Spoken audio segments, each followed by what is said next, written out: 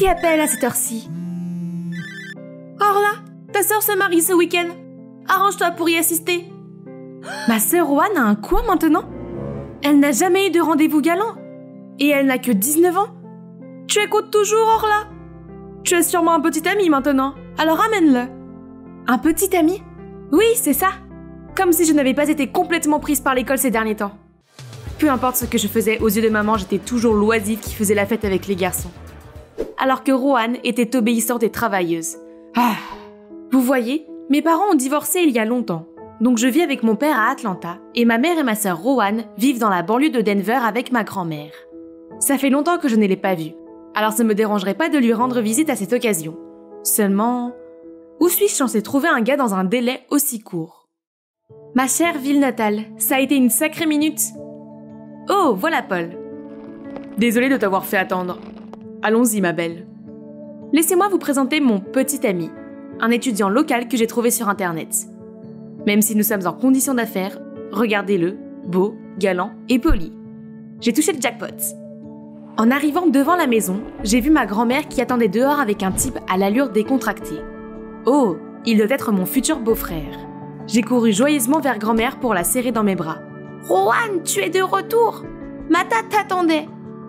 Mon Dieu, regarde notre couple parfait! Est-ce qu'elle me confond avec Roanne? J'allais la corriger quand soudain le type m'a serré contre lui et a dit « Nous formons un couple charmant, n'est-ce pas chérie ?» Pardon? Où est-ce qu'il met sa main? Et sa vue est-elle aussi mauvaise que celle de ma grand-mère pour penser que je suis Roanne? À ce moment-là, Roanne s'est avancée. Mais bizarrement, elle nous a souri puis a pris les bras de Paul. « Et voici mon petit ami, grand-mère. Tu trouves qu'on va bien ensemble? » Qu'est-ce qui ne va pas avec tout le monde? J'ai été envoyée dans un univers parallèle ou quoi? Soudain, Roanne m'a entraînée dans le jardin, puis elle m'a raconté qu'on avait diagnostiqué chez grand-mère la maladie d'Alzheimer, qui a progressé très rapidement ces derniers temps. Ce qui signifie que parfois elle oublie, d'autres fois elle se souvient, embrouillant tout et tout le monde. Ne voulant pas la contrarier ou la troubler, ma mère et ma sœur ont décidé d'agir selon les souvenirs de grand-mère, y compris ce mariage. Et bien sûr, ce Mata n'est pas le vrai fiancé de ma sœur, juste un camarade de classe proche. Mais maintenant, elle nous confond toutes les deux, donc le rôle principal dans ce mariage est le tien maintenant. La mémoire de grand-mère se détériorait. Oui, ça craint. Les infos mariage étaient-ils nécessaires? Et l'idée de faire équipe avec ce grossier personnage de Mata me rendait malade. Pas question. Écoute ta sœur, petite. Tout le monde fait ça pour grand-mère. Est-ce qu'il vient de m'appeler petite? Bon, ça suffit, ce type doit savoir où est sa place.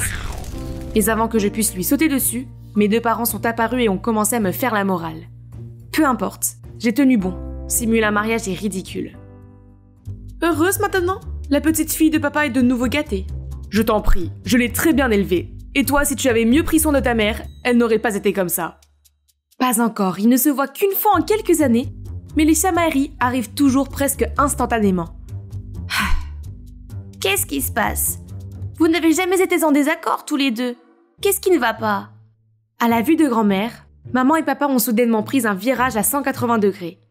Il y a un instant, ils se criaient dessus, mais maintenant ils sont tous souriants et amoureux. C'est ridicule. Mais grand-mère ne se souvient vraiment pas que mes parents ont divorcé?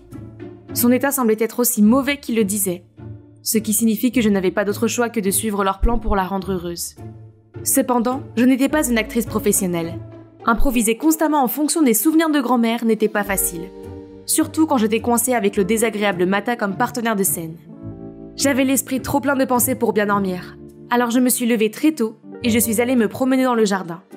De nulle part, Mata a couru vers moi et a attrapé ma main. « Tu as bien dormi la nuit dernière, chérie ?» Hein? Pour qui joue-t-il dans ce jardin vide? Ou c'est juste une excuse pour me toucher? J'ai éloigné ma main de la sienne, mais il a eu l'audace de me chuchoter à l'oreille. « Chut! Grand-mère nous regarde d'en haut. » Ah, quel sale type! Pendant ce temps, Roanne disait qu'elle voulait faire plaisir à grand-mère. Mais en fait, elle n'était même pas un peu coopérative. Au déjeuner, alors que je devais me retenir de sourire pendant que Mata me donnait la soupe à la cuillère, Roanne était distante envers Paul, son petit ami. « Paul, ma sœur aime aussi être nourrie. »« C'est vrai, c'est son plat préféré. » Paul a tout de suite compris. Il a pris un peu de soupe et l'a donnée à Roanne, sous le regard attentif de grand-mère. Mais pour une raison ou une autre, ma sœur a semblé irritée, a repoussé sa main et a dit qu'elle était allergique à cette soupe. Ce qui était totalement absurde. Grand-mère était visiblement mécontente d'entendre ça, puis s'est levée pour quitter la table en premier. C'est quoi ton problème, Rohan? Tu n'avais pas besoin d'avoir l'air si énervé devant grand-mère. Pourquoi ne peux-tu pas coopérer avec Paul? C'est comme ça que Rohan a toujours été. Elle est timide et ne peut pas s'ouvrir facilement à des inconnus comme toi. Qu'est-ce qu'elle voulait dire par là? Avant que je puisse répondre, papa est venu à ma défense. Comment peux-tu dire ça? Orla ne fait-elle pas de son mieux pour jouer son rôle et ne pas laisser grand-mère avoir des soupçons? Oh, alors vous vous débrouillez bien tous les deux, et nous ne faisons que tout gâcher? Et c'est reparti. D'habitude, Rohan et moi nous nous contentons de rester là et de regarder, car seule notre grand-mère peut arrêter leur bagarre. Et cette fois-ci n'a pas fait exception. Dès qu'ils ont vu grand-mère, mes parents se sont immédiatement retournés et se sont pris la main. Mata a été tout aussi rapide lorsqu'il a attrapé mon bras ainsi que celui de grand-mère et nous a invités à faire une promenade. Hé, qui êtes-vous? Pourquoi êtes-vous si amical avec nous? Oh là là, c'était il y a seulement quelques secondes et son souvenir de lui avait déjà disparu. J'ai immédiatement dit que Mata et moi étions dans la même université et qu'il me rendait visite. Je pensais que c'était tout, mais non. En parlant de l'université, elle a immédiatement demandé pourquoi nous étions à la maison alors que nous devrions être à l'école. Toute la famille s'est figée devant sa réaction. Mes parents ont soigneusement mentionné le mariage pour voir si elle se souvenait de quelque chose, mais elle a craqué. Comment pouvez-vous parler de mariage alors que mes 2 petits-enfants sont encore en âge d'aller à l'école? Avez-vous perdu la tête tous les 2? Donc le lendemain matin, je devais aller à l'université avec Rohan. Mais la cerise sur le gâteau, c'était de monter ensemble sur ce petit vélo rose sur ordre de grand-mère. C'était embarrassant, mais comment refuser? Elle n'a fait que rappeler de vieux souvenirs. Donc j'ai traîné ici toute la journée en attendant que Mata et Rohan finissent leur cours. Soudain, j'ai aperçu Paul avec quelques filles. Hey, qu'est-ce que tu fais ici? Oh, Orla! Ah, je donne juste des indications à ces étudiantes de premières années. En fait, j'attends de récupérer ta sœur. Waouh! Paul semble avoir un vrai béguin pour Rohan. Je dois aider ma sœur timide à saisir cette opportunité. J'ai emmené Paul dans l'amphithéâtre juste au moment où le cours se terminait, puis j'ai poussé Rohan vers lui. Je leur ai souhaité une bonne sortie et j'ai rapidement éloigné Mata pour leur laisser un peu d'espace. Enfin, je pouvais rentrer à la maison. Mais juste au moment où nous avons atteint la porte de l'université, nous avons vu papa aider grand-mère à venir par ici. Voyant mon visage pâlir, papa a immédiatement expliqué que grand-mère pensait qu'aujourd'hui était mon premier jour d'université, alors elle a insisté pour venir nous chercher. Bon sang, c'était déjà assez difficile de venir ici sur un petit vélo rose. Je ne voulais pas que mon père et ma grand-mère viennent me chercher. Je n'étais pas un enfant d'âge préscolaire. J'ai été assignée à ranger le terrain de football. C'est mon tour de garde aujourd'hui. Ne m'attendez pas. Oh, c'est vrai? Prends ton temps, je vais regarder aux alentours pendant un moment. J'ai regardé Mata, espérant qu'il ait une idée pour me sortir de là, mais il a juste souri et m'a pris le balai. Allez, nettoyons cet endroit. J'allais seulement faire semblant de nettoyer un peu, mais il s'avère que grand-mère est la superviseuse la plus méticuleuse qui soit. Orla, il y a des ordures là-bas. Regarde bien, chérie, il y a des feuilles sèches dans le coin. Puis, tu dois essuyer ces taches avec un chiffon humide. Dès qu'elle est partie, je me suis allongée sur le terrain, haletant d'épuisement. Tu n'es pas fatiguée? Oh là là, je suis déjà épuisée. Je n'ose pas imaginer à quel point ça va être dur pour moi à l'âge de grand-mère.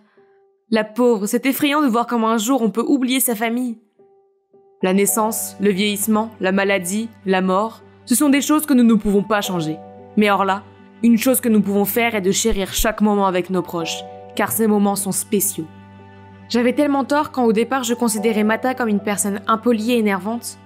Ces pensées profondes m'ont permis de me sentir suffisamment à l'aise pour m'épancher sur ma famille. Pourquoi mes parents ont divorcé? Pourquoi je n'ai pas rendu visite à grand-mère autant que j'aurais dû? Et toutes les disputes avec ma sœur Rohan? Nous avons beaucoup parlé et c'était comme si nous nous connaissions depuis toujours. Cette nuit-là, je n'arrêtais pas de me retourner de penser à la façon dont Mata m'a aidé à nettoyer, à notre conversation de l'après-midi et à la façon dont il m'a aidé à me lever. Oh, qu'est-ce qui ne va pas chez moi? C'est indéniable que ce côté de lui est si attirant. Mais il y a un problème. Quand nous sommes partis, il m'a dit « À demain, Rohan !» Oui, Rohan! Comment a-t-il pu? Est-ce que c'est parce que tous ces actes devant ma grand-mère l'ont perturbé? Ou c'est parce qu'il pense toujours à elle? Peu importe, ce ne sont pas mes affaires. Le lendemain, j'en avais assez de me balader sur le campus. Alors je suis allée en cours avec Rohan et Mata. Rohan a raison, ils semblaient vraiment proches. Pendant le cours, ils ont tous les deux écouté attentivement le professeur, puis se sont tournés pour discuter entre eux. Mata a également expliqué patiemment à Rohan la partie qu'elle n'avait pas comprise. Hé, qu'est-ce qu'on va manger à midi? Qu'est-ce qu'il y a de bon à la cantine? Tu suivras ce cours l'année prochaine aussi, alors concentre-toi. Et puis ils sont retournés à leur discussion, comme si j'étais invisible. Ah, quelle frustration! Hé, tu es jalouse? Ne le sois pas, nous sommes juste des amis. Pourquoi a-t-elle dit ça? Jalouse? C'est absurde. Tu boudes toujours? Et si on allait au cinéma ce soir? Je vais vous aider. Et nous y voilà. Comme prévu, je m'asseyais à côté de Mata, tandis que Rohan était avec Paul. Ça semble bien... Mais quand Rohan était sur le point de s'installer à côté de Paul, Mata a immédiatement pris ce siège. Alors il ne voulait pas s'asseoir à côté de moi, ou il ne voulait pas que Rohan soit avec Paul? Dans tous les cas, il n'avait manifestement pas de sentiments pour moi. Dès que le film s'est terminé, je me suis précipitée hors de là, juste pour apercevoir la vue familière de grand-mère et papa à nouveau. Elle a commencé à me harceler et à insister pour me raccompagner à la maison. « Pourquoi es-tu encore là à cette heure-ci, Rohan? Il y a beaucoup à préparer pour le mariage. » Le mariage est de nouveau prévu? Oh là là, toi aussi! Un futur marié ne devrait pas s'amuser comme ça. Paul? Pourquoi tu ne me mets pas avec Mata comme avant, grand-mère? Après tout, nous sommes revenus à nos anciens partenaires. Je suis avec Paul et Mata avec Rohan. C'est juste un faux mariage, donc peu importe avec qui je me marie, non? Mais quel était ce sentiment de malaise? Et puis, c'est comme si grand-mère avait eu la télépathie d'entendre mon souhait. Juste avant le début de la cérémonie, sa mémoire s'est soudainement réinitialisée. « Que fais-tu assis ici? C'est l'heure! Monte là-haut! » Elle a traîné Mata vers l'autel et a dit au garçon d'honneur Paul de s'écarter. Oh, comme c'est mignon! Et tout ce qui a suivi a été comme un rêve. J'ai descendu l'allée, Mata m'a regardé doucement et a fait sincèrement le vœu. Son jeu était impeccable, alors que j'étais à bout de nerfs. Sentant cela, il m'a doucement pris les mains pour me calmer. Le veux. La foule a éclaté en applaudissements, et parmi eux, j'ai repéré le visage joyeux de ma grand-mère. Malgré l'excitation du moment, je ne me suis pas laissée aller à oublier une autre mission importante, celle d'aider ma grande sœur à trouver un petit ami. J'ai donc jeté le bouquet à Rohan et fait un clin d'œil à Paul. Mais bizarrement, elle n'avait pas l'air heureuse de cela. Ce soir-là, après le départ des invités, je suis allée chercher Mata. Pour être honnête, je voulais vraiment savoir s'il ressentait la même chose que moi. Il était là, mais pourquoi avait-il l'air si agité? J'étais sur le point de l'appeler, quand tout à coup il s'est mis à frapper Paul à plusieurs reprises. Espèce de crétin, ne t'approche pas de Rohan, compris? Qu'est-ce qui se passe? Ils se battent à cause de Rohan? Alors Mata a vraiment fait semblant à la cérémonie? Il aimait Rohan, pas moi? Ne disais-tu pas que tu étais que l'ami de Mata? C'est quoi tout ça? Les amis ne sont pas jaloux quand quelqu'un d'autre flirte avec toi. Or là, ce n'est pas ce que tu penses. Je le savais. Elle pensait qu'elle pouvait me tromper à nouveau. Je me suis retournée, j'étais sur le point de courir après Paul pour vérifier qu'il allait bien. Mais la main de quelqu'un a saisi la mienne. C'était... Mata? Paul n'est pas aussi gentil que tu le crois. Il s'est avéré que la raison pour laquelle Rohan était gêné par Paul était qu'il essayait toujours de la toucher. Sans compter que les filles sur les médias sociaux l'appelaient pour avoir profité d'elle et les avoir trompées. Mata et Rohan savaient tout cela, mais ils ont essayé de le supporter pendant le mariage. Cependant, il a continué à franchir la ligne. Alors aujourd'hui, Mata a décidé de lui donner une leçon. Si j'ai agi ainsi au cinéma ce jour-là et tout à l'heure, c'était pour protéger mon ami, pas parce que je suis jaloux. Je ne savais pas qu'il faisait autant pour ma famille. Or là, comment se fait-il que tu sois ici? Ce n'est pas encore l'année scolaire? Et aussi tes parents sont si bizarres. Quand se sont-ils réconciliés? Oh, elle m'a appelé par mon nom? Elle a même demandé qui était Mata. Sa mémoire semble parfaitement revenir. Pensant que notre grand-mère avait récupéré, Rohan a rapidement appelé nos parents. Nous étions aux anges, pensant qu'un miracle s'était produit. Mais ensuite, le médecin a anéanti notre joie nouvelle en disant qu'il s'agissait d'un phénomène appelé lucidité terminale, ce qui signifie que notre grand-mère n'avait plus beaucoup de temps à vivre. Aucun de nous ne voulait le croire, mais nous ne pouvons rien faire d'autre que de profiter du peu de temps précieux qu'il nous restait avec elle. J'ai aussi décidé de mettre les études en pause pour vivre avec grand-mère pendant ces derniers jours. Chaque matin, nous nous promenions ensemble et j'écoutais ses histoires d'antan, puis je partageais avec elle certains de mes plus beaux souvenirs. Maman et papa se chamaillent toujours, puis se réconcilient. Certaines choses ne changent jamais. Mais Rohan et moi, on s'entend beaucoup mieux. Il s'avère que nous avons plus de choses en commun que nous le pensions. Et Mata, il vient toujours rendre visite à grand-mère. Un jour, Mata me disait au revoir quand grand-mère a soudainement crié à haute voix. « Où crois-tu aller comme ça? Tu as encore beaucoup de choses à préparer. Tu crois que le mariage est une blague ou quoi? Encore un mariage? On s'est figé, on s'est regardé jusqu'à ce que grand-mère nous crie dessus une deuxième fois. Mais cette fois, peut-être que Mata et moi n'aurions plus besoin de jouer la comédie. Car quand je lui ai demandé s'il était prêt à refaire un vœu, il a répondu « Bien sûr, Orla. Je suis toujours prête à te dire ces mots tous les jours. » Ce n'est pas ici, ni là non plus. Où est-il passé? Ce n'est pas n'importe quel t-shirt, c'est mon bien le plus précieux. Il y a l'autographe de Kendall Jenner, mon idole dessus. Franny, ton t-shirt était sale, alors je l'ai nettoyé pour toi. Viens voir. Oh mince! Je me suis précipitée pour voir mon précieux t-shirt soigneusement empilé sur le linge fait. Non, non, non, l'autographe a complètement disparu. Grand-mère! C'est exact. La personne responsable de ce t-shirt blanc insignifiant est ma grand-mère, qui venait d'emménager avec nous après le décès de grand-père. Au début, ça semblait excitant parce que mes souvenirs de grand-mère étaient tous liés à mon enfance heureuse avec elle. Mais maintenant, je retire ce que j'ai dit. C'est un vrai désastre. Vous savez pas quoi? Elle prend de l'âge mais veut toujours apprendre à utiliser les réseaux sociaux. Ma mère lui a même acheté un tout nouvel iPhone 14, alors que sa fille chérie était coincée avec ce minable iPhone 8. Honnêtement, tout ce dont elle avait besoin était un de ces téléphones anciens qui ne peuvent que prendre des appels. Avec la mémoire qu'elle a, elle va oublier tous ses mots de passe, donc c'est mieux de se connecter avec mon iCloud. Après tout, ce téléphone va devenir le mien. Oh, c'est un bien beau jeune homme. Tu trouves aussi? En effet, Joss est très séduisant. C'est l'homme rêvé de toutes les filles. Et le tien aussi, non? Comme si j'avais une chance. Il est notoirement froid et aucune des filles de l'école ne semble l'intéresser. Eh bien, c'était probablement la seule fois où nous avons partagé la même pensée. Sinon, nous sommes toujours en train de nous disputer sur toutes sortes de choses, notamment sur ma façon de m'habiller. Elle n'a même pas pris la peine de me demander avant de coudre tous mes jeans préférés et a ensuite laissé une robe qu'elle avait faite sur mon lit avec un mot. Cette adorable robe t'ira beaucoup mieux. J'adorais ces robes faites à la main quand j'avais 5 ans. Mais qui porte de telles choses de nos jours? Et ce n'est pas tout. Elle me reprochait tout le temps de me lisser les cheveux au lieu de les garder naturellement frisés, car c'est soi-disant plus joli. Et devinez quoi? C'est en fait d'elle que j'ai hérité de mes cheveux naturels.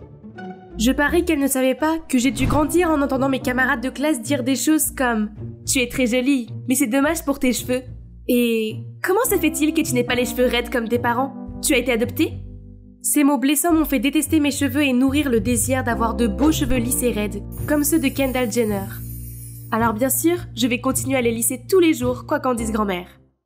Heureusement, ces plaintes vont enfin prendre fin demain, car je retourne à l'école après les vacances d'été. Youpi! De quoi tout le monde parlait? À ce moment-là, le professeur est entré et a annoncé que notre classe allait avoir un nouvel élève très spécial. Et puis une silhouette très familière est entrée en classe. C'était ma grand-mère? Mais qu'est-ce que c'est que ça? Elle s'est perdue en allant au bingo ou quoi? Quelle humiliation! Peut-être que si je restais immobile, elle ne me verrait pas et personne ne saurait que c'est ma grand-mère. Oh ma chérie, tu as oublié ton jus d'orange! Tous les regards se tournaient vers moi. Bon sang, que quelqu'un m'aide à disparaître de cette planète, s'il vous plaît. Après les cours, j'ai dû m'éclipser aussi vite que possible pour éviter de déjeuner avec ma grand-mère. Mais mon meilleur ami Fred n'arrêtait pas de me taquiner. Soudain, j'ai entendu quelqu'un rire bruyamment à travers la pièce. Grand-mère? Mais avec qui était-elle assise? Wow, Joss a un goût très particulier pour les femmes. Il ignore toutes les filles de l'école, mais maintenant il est complètement amoureux de ta grand-mère. Bon sang, pourquoi elle le dérange? Joss a dû se sentir mal à l'aise. J'ai vite fait d'aller là-bas de m'excuser et d'éloigner ma grand-mère. Sur le chemin du retour, ma grand-mère a raconté sa journée comme le ferait un petit enfant. Tu sais qu'ils ont des distributeurs automatiques dans le couloir avec toutes sortes de snacks? C'est génial! Et oh là là, le campus est grand! J'ai failli me pisser dessus en cherchant les toilettes. Dites-moi une fois de plus, quelle partie de cette histoire est drôle? Cela prouve seulement que quelqu'un de son âge devrait être dans une maison de retraite, pas dans un lycée. J'avais besoin de parler à maman. Donc, quand elle était enfin seule dans la cuisine, je lui ai immédiatement demandé comment exactement grand-mère s'est retrouvée dans ma classe. Il s'est avéré que lorsque mes parents ont invité grand-mère à vivre avec nous, elle leur a dit qu'elle le ferait, mais seulement si elle pouvait aller à l'école. Je pense que c'est une très bonne idée. Au moins, elle ne se sentira pas seule à la maison toute la journée, car tu lui tiendras compagnie. De plus, elle a passé toute sa vie à s'occuper de notre famille, alors c'est à notre tour de nous occuper d'elle, non? Ouais, je suppose que maman a utilisé de bons arguments. Mais qui aurait cru que grand-mère pouvait bouleverser ma vie scolaire de la sorte? Elle s'accrochait à moi toute la journée, mangeait ce que je mangeais, écoutait la musique que j'écoutais et traînait même avec mes amis. Pire encore, elle leur racontait toutes mes histoires d'enfance embarrassantes. Comment je mangeais du dentifrice parce que les publicités disaient qu'il était comestible. Et comment j'ai couvé des œufs moi-même pour voir si je pouvais faire éclore un poussin. Mais ce n'est pas le pire. Elle a cassé mon lisseur à cheveux et maintenant, je suis coincée avec ce stupide chapeau. Comme c'est énervant! Hey hey, dernière nouvelle! Qu'est-ce que c'est encore? Joss a trouvé la fille de ses rêves et elle est ici, dans notre école. Pas possible! Aucune fille n'a attiré son attention avant. Pourquoi maintenant? Ah, Franny, qu'est-ce que c'est que ça? J'ai baissé les yeux et oups, je l'ai accidentellement transformée en Sully de Monster & Co. Désolée, c'est ma faute. Ok, laisse-moi voir. Comme Fred me l'a dit, c'est la fille que Joss a connue sur Tinder avant qu'elle ne disparaisse mystérieusement. Moore, 17 ans, va à mon école et... Attends, elle n'a que cette photo? Tout ce que je voyais, c'était ses cheveux bruns crépus. Sorti de nulle part, quelqu'un a arraché mon chapeau. Ça devait être Fred qui essayait de se venger de moi pour la peinture de tout à l'heure. Je me suis retournée pour lui grogner dessus, mais j'ai seulement vu grand-mère avec mon chapeau dans la main. Franny, tes cheveux sont si beaux! Pourquoi les couvrir? Et aussi ces vêtements. La robe que je t'ai faite va beaucoup mieux avec tes cheveux. Assez. Il n'est pas question que quelqu'un me voie avec ces cheveux hideux et cette tenue de grand-mère. S'il te plaît, grand-mère, laisse-moi tranquille et ne me cause plus de problèmes. C'est mon école, et t'avoir dans le coin est embarrassant. Elle avait l'air choquée et était sur le point de dire quelque chose, mais elle est partie sans un mot de plus. Alors ça fait une semaine qu'on ne s'est pas parlé. Il semble qu'elle ne se soucie plus de moi. Elle s'est faite de nouveaux amis. Tant mieux pour nous deux, non? Soudain, j'ai entendu une voix grave derrière moi. « Salut Franny, je peux te parler de quelque chose ?» Attends, cette voix? Je me suis immédiatement retournée pour voir Joss qui se tenait là, me souriant. Oh là là, c'est la première fois que Joss demande à parler à une fille. Tous les regards envieux sont sur moi. Je suis la fille la plus chanceuse ici. A-t-il enfin remarqué mon charme unique? Le truc, c'est que j'ai vu par hasard tes cheveux bouclés l'autre jour et tu ressembles assez à la fille sur la photo. Je me demande si tu es... Oh, il n'est pas venu ici à cause de moi? Désolée, mais je ne suis pas Moore. Je pouvais voir la déception sur son visage. Il s'est excusé de s'être trompé de personne, mais avant de partir, il a souri et m'a dit « Au fait, tu es jolie avec ces cheveux bouclés. » Vraiment? Ces cheveux crépus que j'ai tout fait pour cacher? Je n'arrive pas à croire que quelqu'un à part mamie les aime. Quelques jours plus tard, en arrivant à l'école, j'ai assisté à une scène effrayante. Joss était main dans la main avec Amy. Il s'avère qu'elle s'était présentée comme la fille mystérieuse. Voyons voir. 17 ans, c'est ça. Cheveux bruns bouclés, ça correspond. Et son nom de famille est Moore. On ne peut pas s'y tromper. Mais je me demandais, qu'est-ce que Joss aime chez cette sauvage? Sa bande, dont fait partie ma grand-mère, est toujours en train de faire des bêtises pour attirer l'attention. Regarde, elle n'est pas différente d'un feu tricolore maintenant qu'elle est amie avec eux. Une fois, leur groupe a même transformé la bibliothèque en piste de course. Évidemment, cela a rapidement atteint le directeur. Mais bon, seule ma grand-mère a été assez lente pour se faire prendre. Grâce à cela, elle a reçu une invitation au bureau du directeur et ils ont appelé ma mère. Tu ne trouves pas ridicule qu'une personne de cet âge se fasse encore gronder par le directeur? L'école n'est pas du tout un endroit pour les grands-mères. L'art de scène requiert une personnalité audacieuse, ma fille. Je suis peut-être vieille, mais mon esprit reste jeune. Tu sais quoi? Je vais aussi participer au concours Rise to Fame. Je pense que je pourrais bien gagner. Je me suis tournée vers ma mère avec des yeux suppliants, mais je n'ai reçu qu'un sourire forcé et un « laisse-la faire ce qu'elle veut ». Tu vas perdre de toute façon, à quoi bon? Et si tu t'inscrivais aussi et qu'on voyait qui gagne? Bien, défi accepté. Je vais te battre facilement, mamie. Il suffit d'attendre et de voir. Enfin, Rise to Fame, la compétition annuelle de mon école, est arrivée. Chaque équipe de 3 personnes participera à différents tours. Les 2 meilleures équipes iront en finale. Le premier tour, le handball, a été un jeu d'enfant pour nous. Le fait d'avoir 2 sportifs dans l'équipe nous a aidés. Quant à l'équipe de mamie, qui était composée d'elle-même, de Joss et de la poupée Amy, a été éliminée presque immédiatement. Après le sport, c'est le tour du sudoku. Chaque équipe s'affronte, celui qui résout le puzzle en premier gagne. Ce qui devrait être facile car j'avais l'habitude de passer des après-midi pluvieuses à jouer à ce jeu avec ma grand-mère quand j'étais enfant. D'un autre côté, Amy se plaignait au comité d'organisation que cette manche était une blague puisque le sudoku était tellement dépassé. Plus elle parlait, plus cela montrait qu'elle était nulle en maths et en chiffres. Donc ce sera comme prendre des bonbons à un bébé, pas vrai? Mais j'avais oublié que Mamie faisait partie de leur équipe. Et contre toute attente, Joss était aussi très vif d'esprit. Il ne leur a pas fallu longtemps pour résoudre un puzzle aussi difficile. Les voir s'embrasser et faire la fête m'a mise en colère. Mais les perdre à une seconde près, c'était ça le plus dur. Concentre-toi, Franny. Nous devions les battre dans l'épreuve Pays et Histoire pour gagner. Plus que quelques minutes avant l'épreuve finale, j'étais sur le point de quitter la salle d'attente, quand soudain j'ai entendu un ding provenant de ce téléphone laissé sur la chaise. C'est celui de ma grand-mère. Mais attendez, elle sait comment utiliser Tinder? Curieuse, je l'ai ouvert et, sur l'écran, il y avait tous les messages de Joss et de la mystérieuse Moore. Pourquoi Mamie a ce compte? Et pourquoi Joss est convaincu qu'Amy n'est pas celle qu'il cherche?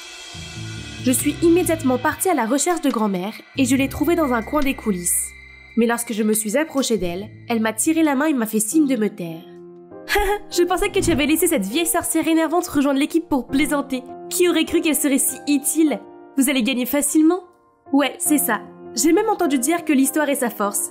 J'ai juste besoin qu'elle finisse ce dernier tour, puis je la virerai sans hésiter. Tout le groupe a éclaté de rire. Je me suis nerveusement tournée pour regarder Mamie, mais elle n'a montré aucun signe de colère. Alors que va faire ma grand-mère ensuite, me demandez-vous? Dès que la dernière épreuve a commencé, elle s'est levée, a pris le micro et a annoncé « Je veux me retirer du concours parce que je ne laisserai jamais les gens à double visage prendre le dessus sur moi. » Après cela, elle est partie et tout le public a commencé à faire du bruit, tandis que le visage d'Amy devenait pâle. Cependant, le véritable choc a eu lieu lorsque Joss est également monté sur scène. Moi aussi, je ne veux pas être dans une équipe avec une menteuse. Puis il s'est éloigné, tandis qu'Amy le poursuivait. Le public a bourdonné et les organisateurs ont annoncé que cela signifiait que notre équipe avait automatiquement gagné la compétition. Je me suis précipitée à la maison juste après la cérémonie pour trouver Mamie en train de ruminer dans le jardin. Je me suis tranquillement assise à côté d'elle et j'ai posé ma main sur son épaule pour la consoler. Elle m'a regardée, a souri doucement et a commencé à me raconter des histoires que je n'avais jamais entendues auparavant. J'ai découvert qu'elle était tombée enceinte à 16 ans et avait abandonné l'école. Ses amis n'étaient pas très gentils avec elle, alors elle n'avait jamais repris ses études. Alors maintenant qu'elle avait du temps, elle a décidé de retourner à l'école pour revivre sa jeunesse perdue. C'est pourquoi, Franny, tu ne dois jamais laisser les mots méchants des autres t'atteindre. Chéris ce que tu as, parce qu'il y a encore des gens qui aiment ce côté de toi. Ce qu'elle a dit était vraiment touchant, et ça m'a rappelé les compliments de Joss sur mes cheveux. Grand-mère, alors qu'en est-il de ce compte Tinder? Oh, je sais que tu aimes beaucoup Joss, alors j'ai créé un compte pour en savoir plus sur lui afin de pouvoir t'aider. Il s'avère que cette photo de profil représente ma grand-mère quand elle était plus jeune, d'où la ressemblance avec moi. Et Moore, en fait, était son nom de jeune fille. Je l'ai serrée dans mes bras et me suis excusée pour mon mauvais comportement. Elle m'a gentiment tapoté la tête, a souri et a dit qu'elle allait m'emmener dans un endroit secret. Le lendemain, j'ai retrouvé mes cheveux naturellement crépus et j'ai mis la robe que Mamie m'avait donnée. Elle n'était pas à la mode, mais elle m'allait parfaitement. Et bizarrement, je me sentais plutôt confiante en la portant. Ma grand-mère et moi sommes entrés joyeusement dans un café de livres quand j'ai repéré Joss. J'ai emmené la personne que tu cherches ici. Nous l'avons tous les deux regardé avec des yeux interrogateurs. Tu veux dire? Il s'est avéré qu'il y avait encore une chose qu'elle ne m'avait pas dit, que le profil Moore qu'elle avait mis sur Tinder était entièrement basé sur mes préférences, mes hobbies, mes habitudes, mes goûts musicaux, etc. Elle avait tout collecté sur moi pour envoyer des textos à Joss. Je devais lui faire savoir qu'il y a une fille intéressante comme notre Franny, pas vrai? C'est pourquoi Joss ne se sentait pas aussi compatible avec Amy. Puis l'épreuve d'intelligence l'a confirmé, car lui et la mystérieuse fille avaient un point commun, la passion du sudoku. Finalement, tout s'est éclairci. Grand-mère est toujours présente dans mon école, et cela ne me dérange plus. Elle apporte des gâteaux faits maison pour moi et mes amis, nous raconte des histoires intéressantes sur le passé, et nous donne les meilleurs conseils. Le plus important, c'est qu'elle m'a fait comprendre qu'être moi n'est pas si mal, avec des cheveux crépus et tout. J'allais oublier. Vous vous demandez aussi ce qui s'est passé entre Joss et moi, hein? Eh bien, je pense que vous devriez voir par vous-même. Lorsque mon petit copain et moi avons rompu avant de partir pour différentes universités, je n'aurais jamais imaginé que ma vie amoureuse prendrait un tournant aussi dramatique, où je finirais par être la troisième roue du carrosse dans une liaison. Laissez-moi revenir un peu en arrière. Je m'appelle Julie, je suis une marathonienne amatrice de 19 ans. Depuis 5 ans, je fais partie d'un club de course qui se réunissait 2 fois par semaine. Et pendant cette période, je suis devenue assez proche de 2 coureurs de ce club. Ils étaient tous les deux beaucoup plus âgés que moi, mais nous nous entendions bien. Léo était un célibataire d'âge moyen, et Charlotte était mère de 2 enfants et mariée depuis plus de 20 ans. Ils travaillaient tous les deux dans la même société commerciale. Et je ne peux pas vraiment expliquer, mais nous avons tous eu un déclic. Nous avons toujours couru ensemble. Mais un matin, Léo n'était pas venu. C'était étrange car il ne manquait jamais une séance. Bref, Charlotte et moi avons couru ensemble. Et ce soir-là, j'ai reçu un message de Léo, me demandant si je voulais dîner avec lui. J'ai été un peu surprise, car c'était la première fois que Léo m'invitait à un repas privé, mais j'ai quand même dit oui. Et nous sommes allés dans un restaurant en ville. Au dîner, nous avons eu de profondes conversations. Et à un moment donné, je lui ai demandé « Pourquoi es-tu resté célibataire jusqu'à présent ?» Il a hésité et puis il a dit « C'est difficile à dire, mais j'ai juste eu une mauvaise rupture il y a quelques années et je n'étais pas prêt à entamer une autre relation. » C'est pourquoi il a décidé de rester célibataire, même si c'est un homme assez séduisant et qui a du succès. C'était assez gênant après ça. Alors j'ai rompu le silence en lui demandant pourquoi il n'était pas venu courir ce matin. Et il m'a répondu que quelque chose était arrivé au travail. Il se comportait un peu bizarrement, mais j'ai pas insisté. Quoi qu'il en soit, c'était un bon dîner. Et après, nous avons partagé un taxi pour rentrer chez nous, car nous vivons dans la même rue. C'est là que quelque chose de bizarre s'est produit. Charlotte attendait sur le pas de sa porte. Léo avait l'air choqué de la voir là, et il est vite sorti pour vérifier ce qui n'allait pas. Charlotte ne m'avait pas vue, alors j'ai baissé la fenêtre et je lui ai fait un signe de la main. Mais à ma grande surprise, elle avait l'air un peu contrariée. Puis elle m'a dit qu'ils avaient du travail à faire, et elle espérait que je rentre bien à la maison. Je n'y ai pas beaucoup réfléchi, mais avec le recul, quel genre de projet de travail doit être fait à 22 heures? De toute façon, je n'y ai pas beaucoup réfléchi. Il ne pouvait sûrement rien se passer, n'est-ce pas? Je veux dire que Charlotte et Léo sont des collègues et aussi des amis proches, et j'avais rencontré la famille de Charlotte. Bien sûr, son mari était souvent absent pour le travail, mais ils s'aimaient et ils avaient des enfants ensemble.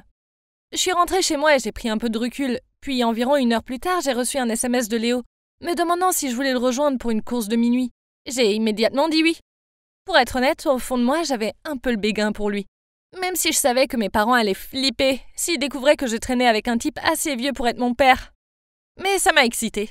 Alors je suis allée courir le long de la plage avec lui. Et ensuite, nous avons pris un repas à emporter. Et nous sommes assis sur le sable, en écoutant les vagues et en regardant les étoiles. Je suppose que nous étions tous les deux sous l'effet de l'adrénaline. Et aussi que c'était un cadre si romantique, avec toutes les lumières de la ville se reflétant dans l'eau. Nous avons donc entamé une conversation très profonde sur les relations, et sur ce que nous attendons de l'amour. Puis, une chose en entraînant une autre, nous avons commencé à nous embrasser.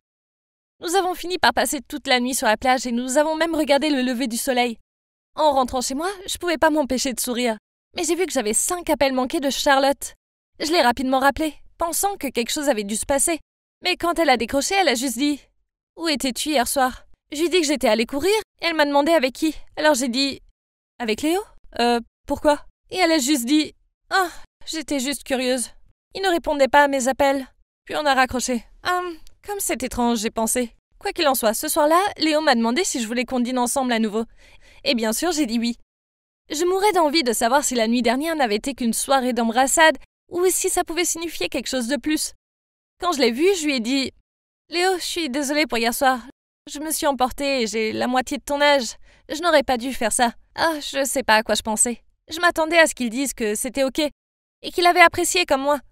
Mais au lieu de ça, il a dit « Ouais, faisons comme si de rien n'était. » Je me suis sentie si mal à l'aise après ça, mais je pouvais pas nier mes sentiments pour lui. Mais après ça, nous nous sommes encore plus rapprochés. Nous avons passé plus de temps ensemble et nous avons parlé au téléphone tous les soirs pendant des heures. Puis un soir, Charlotte m'a appelée pour me dire qu'elle s'était disputée avec Léo et que c'était pour ça qu'elle était allée chez lui la semaine précédente. Ah, maintenant tout s'explique. C'est pourquoi ils ne sont pas venus ensemble au club de course. Elle a dit qu'ils ne s'étaient toujours pas réconciliés et qu'elle avait besoin de quelqu'un à qui parler. Elle avait l'air contrariée mais ne voulait pas me dire la raison de la dispute. Elle m'a alors demandé si nous pouvions nous rencontrer. Même si c'était assez gênant, j'ai dû lui dire que j'allais en fait au théâtre avec Léo. Léo et moi aimions aller au théâtre. Et ce soir-là, nous avions des billets pour voir Shakespeare in the Park. Elle m'a demandé pourquoi nous ne l'avions pas invité. Et j'ai répondu qu'elle pouvait se joindre à nous. Mais évidemment, il était trop tard pour obtenir des billets. Alors elle a raccroché. Les jours suivants, j'ai réalisé que Charlotte et Léo ne participaient qu'à des sessions de course en alternance, afin de pouvoir s'éviter. J'en ai parlé à Léo et Charlotte. mais ils ont simplement affirmé que leur travail devenait stressant et qu'ils ne pouvaient donc assister qu'à une seule séance d'entraînement par semaine. Puis un vendredi matin, j'ai remarqué que Charlotte était d'une humeur massacrante. Normalement, elle était tellement joyeuse, alors je lui ai demandé ce qu'il y avait de neuf, et c'est là qu'elle m'a dit qu'elle avait une liaison avec Léo depuis 3 ans. J'ai été choquée. Je veux dire, je suppose que j'aurais dû le voir, non? Mais je ne pouvais toujours pas cacher mon choc. Je l'avais considéré comme un modèle à suivre dans cette famille extraordinaire et un travail formidable. Et pourtant, la voilà, rien d'autre qu'une trompeuse. Et avec Léo, le gars que je voyais. Oh mon Dieu, dans quel pétrin m'étais-je mise? Charlotte m'a supplié de garder le secret. Mais je ne pouvais même pas parler, j'étais dans le déni total. Si elle savait ce que Léo et moi avions fait. Et pourtant, pourquoi cela avait-il de l'importance? C'était elle qui avait une liaison, pas moi. J'ai continué à voir Léo. Et une fois, il m'a même invité à regarder un film chez lui. Et nous nous sommes à nouveau embrassés. C'était incroyable. Mais en même temps, j'avais Charlotte qui m'appelait tous les soirs pour la soutenir moralement. Ce qui rendait les choses vraiment bizarres. Pendant les mois suivants, Léo et moi avons continué à nous voir et j'ai adoré. Mais je savais que si Charlotte découvrait, elle me tuerait. C'était un tel dilemme. Puis un soir, elle m'a appelé pour me dire « Si tu es mon amie Julie, tu arrêteras de voir Léo. S'il te plaît, je t'en supplie. » Je n'arrivais pas à le croire. Comment le savait-elle? Désolée Charlotte. Comment l'as-tu su? Elle a dit que c'était le 6e sens d'une femme. Et qu'elle le savait depuis la nuit où j'étais dans le taxi avec lui. En plus, elle a dit qu'il était évident que j'avais le béguin pour lui depuis un moment. D'accord, mais qu'est-ce que ça peut te faire que je suis toujours avec Léo? Tu es mariée, il est célibataire, il peut faire ce qu'il veut, lui ai-je dit. Puis elle a dit « S'il te plaît, pour ma santé mentale, s'il te plaît, arrête de le voir. Je suis jalouse, d'accord? Ça fait mal de savoir que vous êtes ensemble. En plus, ce n'est pas un mec bien. » Eh ben, ça a marché. Je n'allais pas briser la règle copine avant les copains. Alors, j'ai arrêté de voir Léo. Je ne pouvais pas faire du mal à Charlotte comme ça. Même si c'était elle qui faisait du mal à toute sa famille en ayant cette liaison. Le fait de ne pas voir Léo m'a beaucoup manqué. Mais je me suis dit que je devais tenir ma parole envers Charlotte. Et pourtant, vous ne croirez pas ce qui s'est passé ensuite. Charlotte a recommencé à voir Léo. J'étais tellement en colère. Elle m'avait demandé d'arrêter de le voir. Et m'avait même dit que ce n'était pas un type bien. Tout ça pour qu'elle puisse l'avoir à nouveau pour elle toute seule. Quel genre de femme mariée fait ça? Honnêtement, j'étais furieuse. Un matin, après avoir couru, je me suis approchée d'elle et je lui ai dit « Tu n'as aucun respect pour toi-même. Et ton pauvre mari dans tout ça ?» Charlotte est devenue toute rouge et a dit « Je fais de mon mieux. Je sais que tu as raison et je devrais me respecter davantage ainsi que mon mari. Tu sais quoi? À partir de maintenant, je vais garder mes distances avec Léo. Tout comme toi. Fais-moi confiance. Ok? Donc au moins, elle a eu la décence de dire ça. Et j'espérais qu'elle pourrait faire exactement ce qu'elle a dit. Après ça, j'ai décidé de sortir de cette relation compliquée à 3. Et d'essayer d'oublier Léo. Je l'ai évité au club de course, et il m'a évité aussi. Charlotte m'a dit qu'elle lui avait parlé de sa relation avec moi, et lui avait dit qu'il était inapproprié pour lui de sortir avec quelqu'un d'aussi jeune que moi. C'est peut-être pour ça que ce sentiment était réciproque, et qu'il m'évitait aussi. Après tout, c'est mieux comme ça. De toute façon, il était bien trop vieux pour moi. Et en plus, j'allais à l'université. Donc c'était mieux comme ça. À propos de Charlotte, après l'avoir confrontée, nous sommes en fait rapprochés. Et même maintenant que je suis à l'université, elle m'appelle encore parfois pour me demander comment je vais. Je lui ai posé des questions sur Léo, et vous ne le croirez pas, mais apparemment, Léo sort maintenant avec quelqu'un. Je suppose que c'est mieux pour tout le monde. Bien que je me demande parfois, s'il rompt, va-t-il recommencer sa liaison avec Charlotte? C'est l'histoire de ma jeunesse bouillonnante, où j'ai eu tant de problèmes juste parce que je suis tombée amoureuse d'un homme d'âge moyen.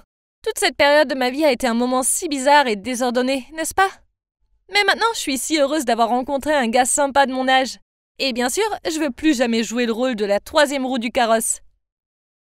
Vous êtes-vous déjà demandé si votre professeur vous détestait? J'aimerais ne pas avoir à le faire, mais... Ouais, ma prof me haïssait. Et elle a tout fait pour que ce soit clair. Au fait, je suis Lucie, j'ai 15 ans. Et je suppose qu'on peut dire que je me distingue par mon physique. Les gens disent que je suis plutôt jolie. Quoi qu'il en soit, cette année, j'ai commencé le lycée, même si je ne l'ai rejoint qu'au milieu de l'année, parce que j'ai été malade pendant 6 mois avec une fièvre glandulaire. Ouais, j'avais la redoutable mononucléose. J'étais tellement fatiguée d'être allongée dans mon lit à m'apitoyer sur mon sort que lorsque le médecin a dit que je pouvais enfin retourner à l'école, j'étais aux anges. J'étais loin de me douter de ce qui m'attendait. Le premier jour, j'ai dû montrer à tous mes professeurs mon certificat d'hospitalisation. pour expliquer pourquoi j'avais manqué une si grande partie de l'année. Lorsque je l'ai remis à Madame Dubois, ma professeure de maths, elle a souri et m'a dit « Bienvenue, c'est bien de voir que tu vas beaucoup mieux. » Je lui ai souri et lui ai dit merci. Et j'étais sur le point de m'éloigner quand soudain elle m'a dit « Excuse-moi, tu es Lucie Fourmier ?» Son visage était tout bizarre, et quand je lui ai dit « Oui, c'était moi », quelque chose en elle a changé. Elle m'a regardé froidement et m'a dit de retourner à ma place immédiatement. J'étais un peu confuse quant à son attitude, mais j'ai ensuite tourné la page. Le plus important était de savoir comment je pouvais rattraper mon retard. Après avoir manqué 6 mois de maths, j'étais super en retard et je comprenais rien. Ma mère a dû engager un prof particulier pour moi, et c'était un si bon professeur. Ce n'est qu'au bout de 3 mois que je les ai finalement rattrapés. J'avais un cahier de nos sessions avec beaucoup de notes à l'intérieur, et chaque fois que je me souvenais pas de quelque chose, je le regardais simplement. Un jour, je l'avais sur mon bureau à l'école, et Madame Dubois m'a surpris en train de lire mes notes. Elle s'est dirigée vers moi, l'a saisie et l'a fait tomber devant moi. Elle était tellement en colère qu'elle m'a dit « N'apporte jamais les notes d'un autre professeur à ma classe. Tu m'entends ?» Alors qu'elle disait ça, ses postillons ont atterri sur mon nez. J'étais horrifiée. Pourquoi était-elle si en colère contre moi? J'ai eu un peu peur, et j'ai pensé que peut-être elle était juste en colère parce que je n'étais pas aussi bonne en maths que les autres. Après ça, je n'osais plus apporter mon cahier en classe, mais parfois je me débattais encore. Alors je demandais à mon ami qui était assis à côté de moi de m'aider. Madame Dubois me surprenait toujours à lui demander, et me mettait en retenue. Une fois, j'ai juste éternué trop fort, et elle m'a mise en retenue. Je veux dire, est-ce que vous pouvez le croire? Ça m'a tellement agacée que j'ai commencé à me rebeller. Je m'endormais souvent dans sa classe et j'ai sérieusement perdu toute motivation pour bien faire. Et c'est pas tout. Un jour, j'ai porté une nouvelle robe en classe et je jure que je ressemblais exactement à toutes les autres filles de l'école. Mais Madame Dubois m'a humiliée publiquement en me faisant me lever devant tout le monde. Puis elle a dit « Fille et garçon, Lucie est un bon exemple de quelqu'un qui fait plus attention à ce qu'elle porte qu'à ses études. Ne soyez pas comme Lucie. » Je me sentais rougir et j'avais envie de pleurer. Elle était délibérément méchante avec moi et je ne savais pas pourquoi. Je n'étais pas ce genre de fille. Normalement, j'aimais étudier et je ne me souciais pas du tout des vêtements et des chaussures. Mais je ne pouvais rien dire parce que si je lui répondais, elle me donnerait une mauvaise note. Le pire, c'est qu'elle était aussi l'entraîneur des Pom-Pom Girls et que sa meute de Pom-Pom Girls la suivait partout. Une fois, j'étais dans le hall et je parlais avec mon ami Jack. Nous étions les meilleurs amis depuis l'âge de 3 ans, et nous vivons seuls dans la même rue. Donc nous avons grandi ensemble. Jack a toujours assuré mes arrières. Nous étions donc en train de discuter, lorsque Madame Dubois et certaines de ses élèves préférées sont passées par là. Soudain, j'ai entendu une des filles dire « Oh, regarde, surprise, surprise! C'est Lucie qui flirte à nouveau avec un garçon !» Puis une des autres filles a dit « Sérieusement, elle est tellement fausse.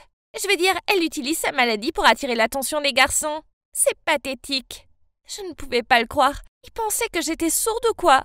C'était eux qui faisaient semblant avec leurs couches épaisses de maquillage et tous leurs ragots et leurs drames. Je ne me souciais pas vraiment de ce qu'elle disait. Mais tout ce qui m'a vraiment touchée, c'est la façon dont Madame Dubois riait avec elle. J'ai même vu qu'elle hochait la tête. Alors elle était d'accord avec elle? Je savais que ce n'était pas bien, et Jack l'a vu aussi. Il était tellement en colère qu'il m'a pris la main et m'a dit que nous devions la dénoncer au directeur. Mais je l'ai arrêté et lui ai dit « Laisse tomber, je suis toujours la nouvelle fille ici, et je ne veux pas causer de drame. Et de toute façon, j'ai un plan. » Je lui ai fait un sourire en disant ça. Ainsi, Madame Dubois a cette politique selon laquelle si le téléphone de quelqu'un sonne en classe, il doit y répondre sur haut-parleur. Et cette politique l'inclut aussi.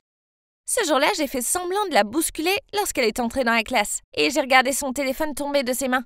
Je l'ai rapidement ramassé et je me suis excusée d'avoir été si maladroite. Mais en même temps, j'ai enlevé le mode silencieux, alors qu'elle ne regardait pas. Facile comme bonjour. Vous voyez, je m'étais arrangée pour que Jack l'appelle. Ça allait être hilarant. 5 minutes plus tard, son téléphone s'est mis à sonner très fort.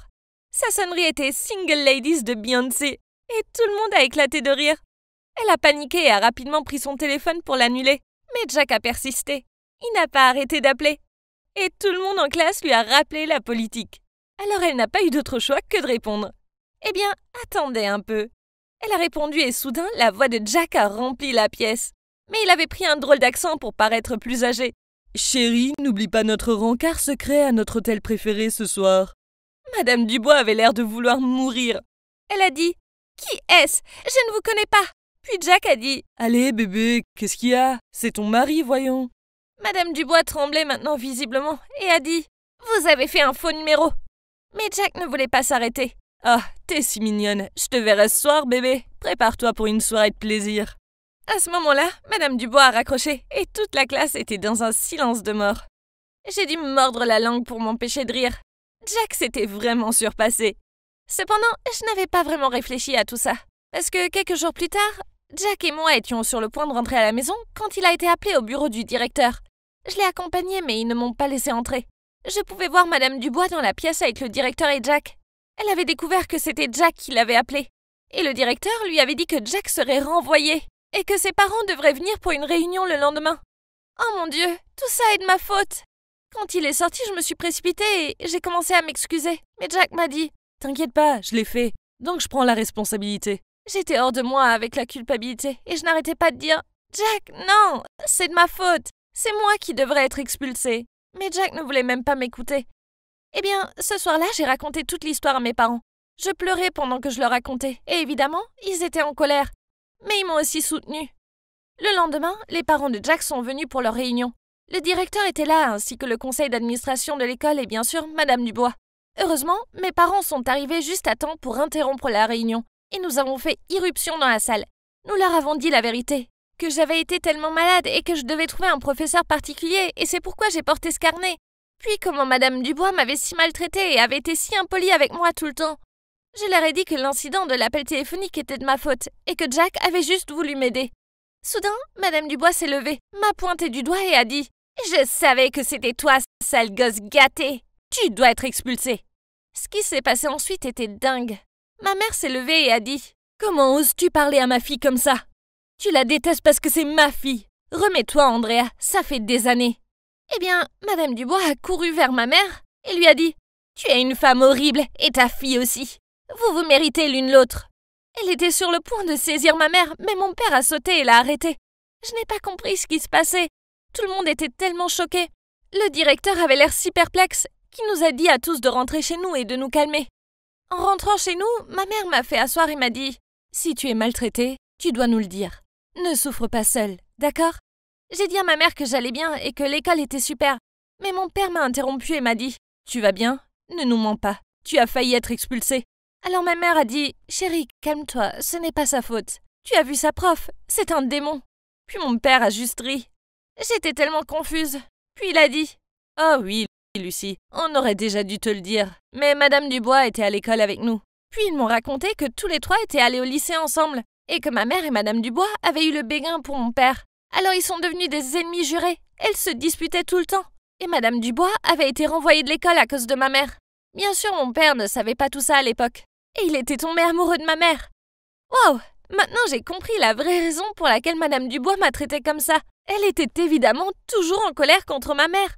Et quand elle a vu mon nom, elle ne pouvait plus contrôler sa colère. Et elle avait tout rejeté sur moi.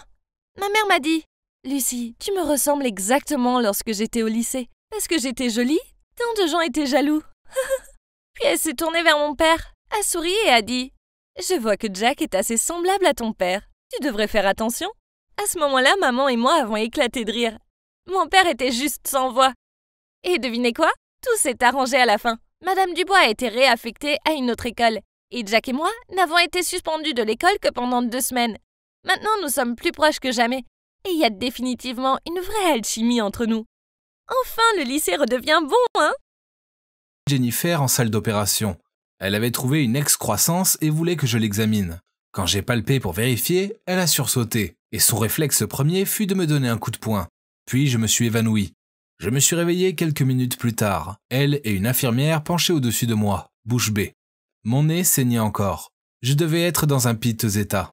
Elle n'arrêtait pas de dire « désolé », mais je la rassurais en disant que ce n'était pas grave. Puis avec son autorisation, j'ai continué l'auscultation. J'ai découvert quelque chose, donc je lui ai fait passer une biopsie et au final, j'ai dû lui annoncer qu'elle avait un cancer du sein et qu'elle devrait subir une mastectomie. Je voyais qu'elle était bouleversée. J'avais l'habitude que les patients pleurent à l'annonce d'une mauvaise nouvelle, mais elle était si forte et courageuse. Elle me posait simplement quelques questions sur l'opération, puis elle est partie calmement.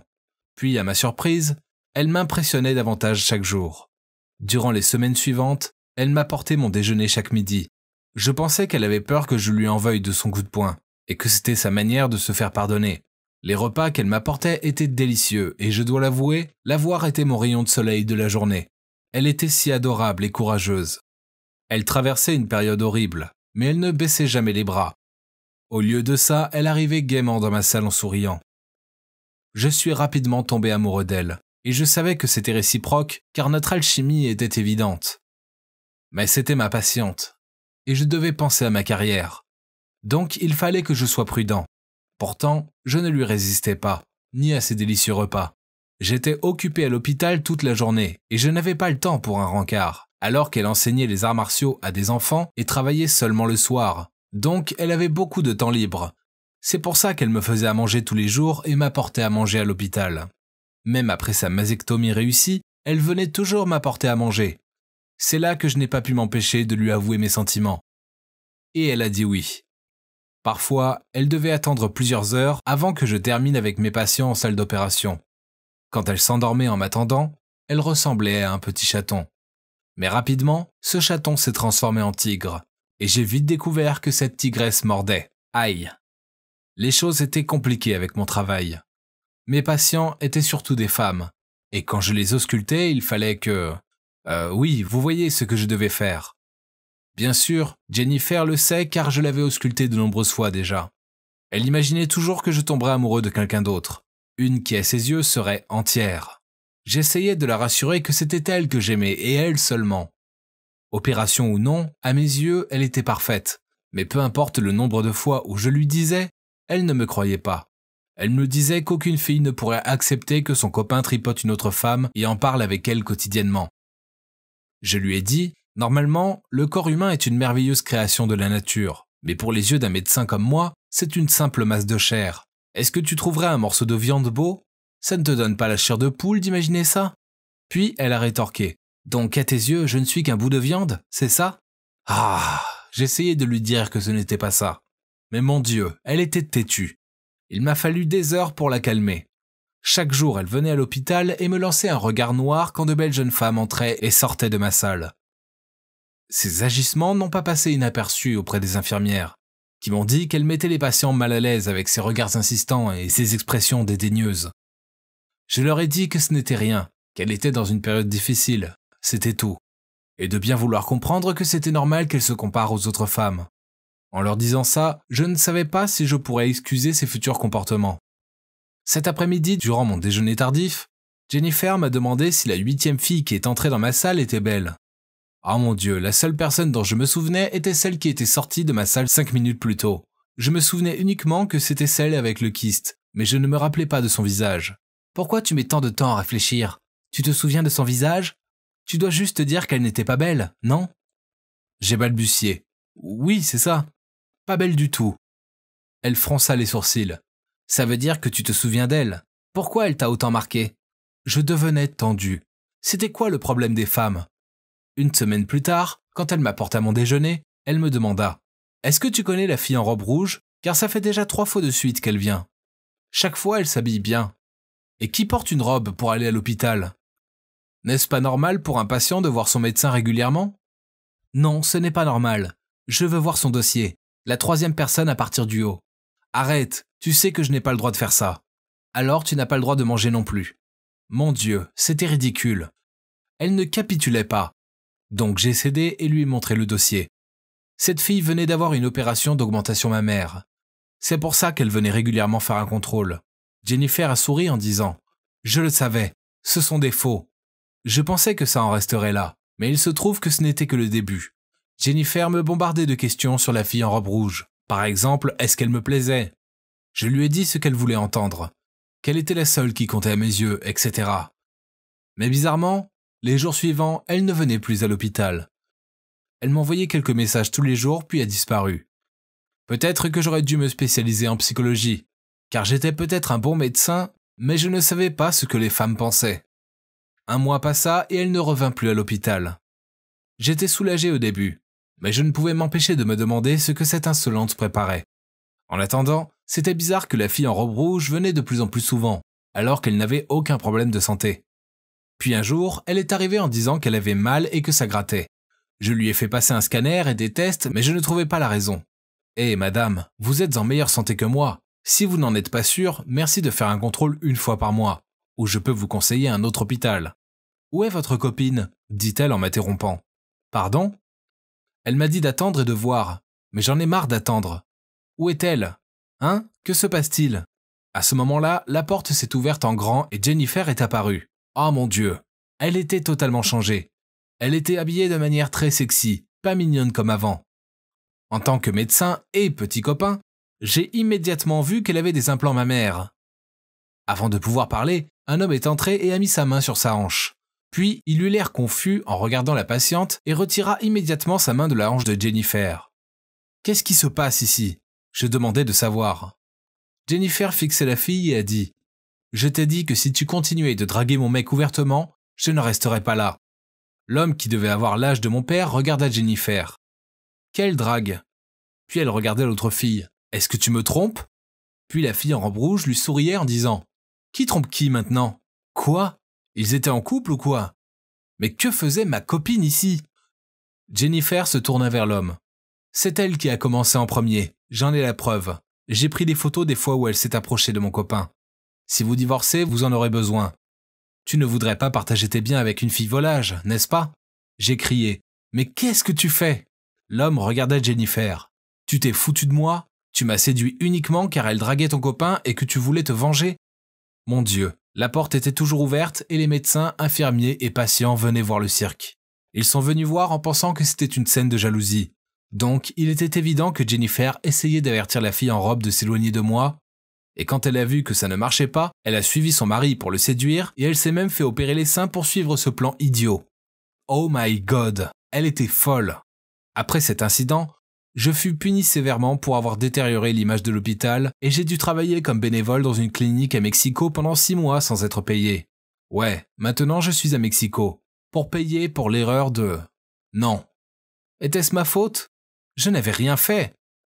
Donc la morale de l'histoire, c'est de ne pas flirter avec un patient. Même s'ils font de délicieux plats, croyez-moi, ça ne vaut pas le coup.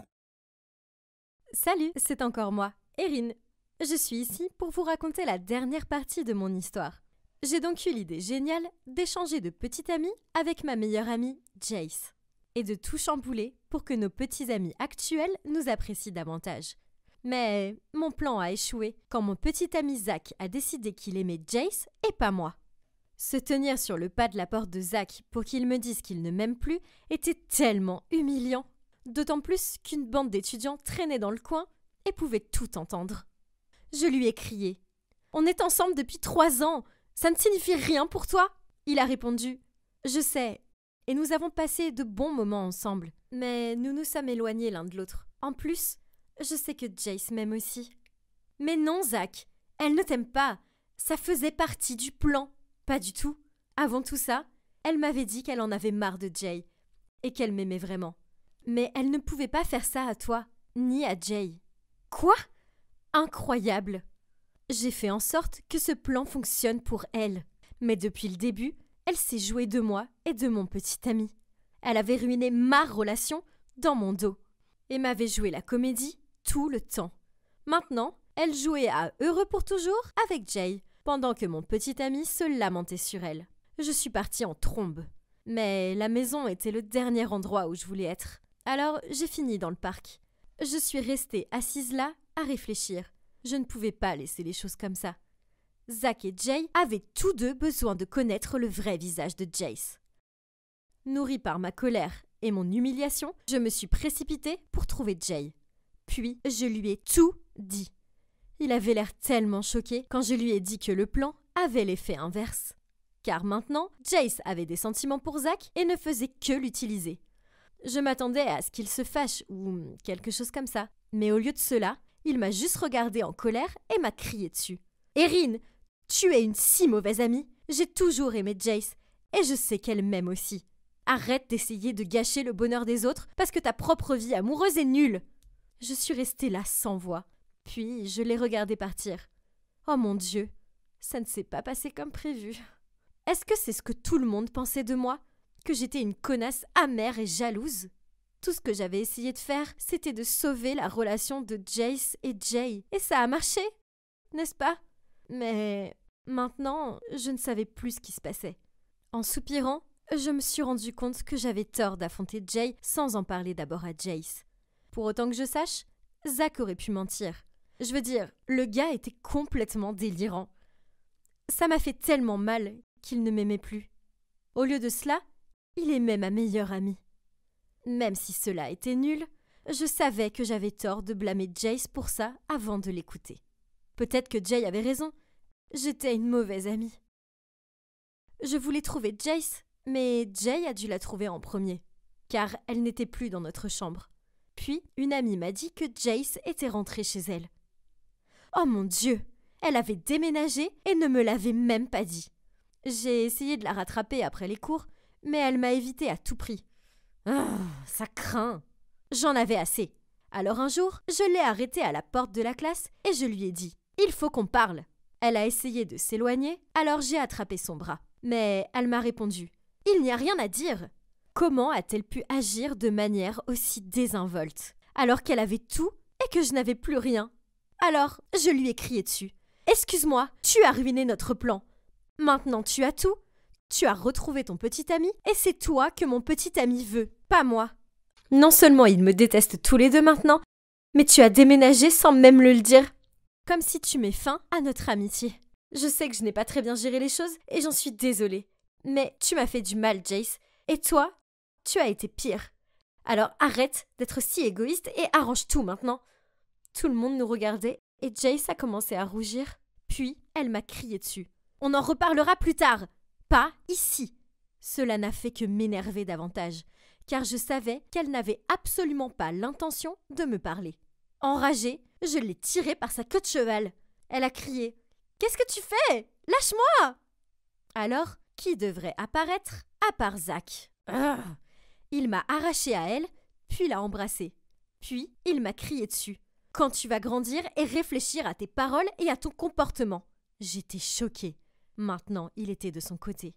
Mon Dieu, ce type m'avait laissé tomber pour ma meilleure amie. Qu'attendait-il de moi? Que je lui rende tout en rose? Soudain, Jay est apparu et a vu Zach embrasser Jace. Choqué, il dit « Qu'est-ce qui se passe ici? Jace, est-ce que c'est réel? Toi? Et lui ?» Alors ce qu'Erin avait dit était vrai depuis le début. Jace s'est éloigné de Zach et a dit « Jay, je suis désolée, ce n'était pas censé se passer comme ça. » Il a fait un signe de tête, puis il a répondu « J'avais confiance en toi. » Mais il semble que ça ne vaille pas la peine. Après cela, il est parti. Jace avait l'air vraiment confuse et embarrassée. Ce que, je ne vais pas mentir, m'a fait me sentir un peu satisfaite. De plus, Zach n'était pas idiot et s'est énervé de la façon dont elle s'était éloignée de lui. Je les ai laissés à leur discussion animée et je suis allée en classe. Bon, maintenant, sa vie amoureuse était un gâchis et c'était à mon tour de réparer la mienne.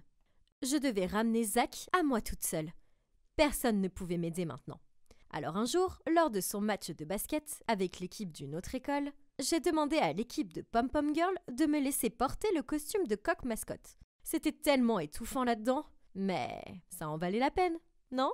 Je le surprendrais en courant pour le serrer dans mes bras et fêter la victoire de l'équipe. Il serait certainement touché et verrait que je suis toujours à ses côtés pour l'encourager et le regarder jouer. Donc, comme prévu, j'ai couru pour embrasser Zach alors qu'il marquait le tir gagnant pour l'équipe. J'ai essayé de l'embrasser, mais j'ai oublié que j'avais la forme d'un coq. Cela a fait rire tout le public. Zach a essayé de s'enfuir, mais je l'ai poursuivi et j'ai trébuché. La tête du coq est tombée et tout le monde m'a vu. Cette fois-ci, les rires et les cris étaient encore plus forts. Mais j'ai juste vu Zach me regarder avec des yeux gênés et déçus. C'était humiliant. Pire encore, il ne m'a même pas aidé à me relever. Il a juste secoué la tête, puis est parti. À ce moment-là, je voulais juste me fondre dans le sol. Mais alors, Jay s'est précipité et m'a aidé à me relever. Jay m'a ramené chez moi et m'a dit « Pourquoi as-tu dû te mettre dans l'embarras comme ça, et pour une personne qui ne te mérite pas ?» J'ai répondu « C'est mon petit ami. » Il ne l'est plus. Je sais que ça fait mal au cœur d'Erin la folle, mais parfois, nous devons lâcher prise sur des choses qui ne nous appartiennent plus. Ne perds pas ton estime de toi-même pour des choses indignes. Je l'ai regardé avec des yeux en larmes. Alors, tu ne veux pas que Jace revienne? Non, Elle a été très claire sur le fait qu'elle le veut lui, pas moi. Et je ne veux pas être le second choix de quelqu'un. En plus, elle m'a menti. Et je ne veux pas de ça. Je suppose que tu as raison, j'ai soupiré. Ça fait tellement mal.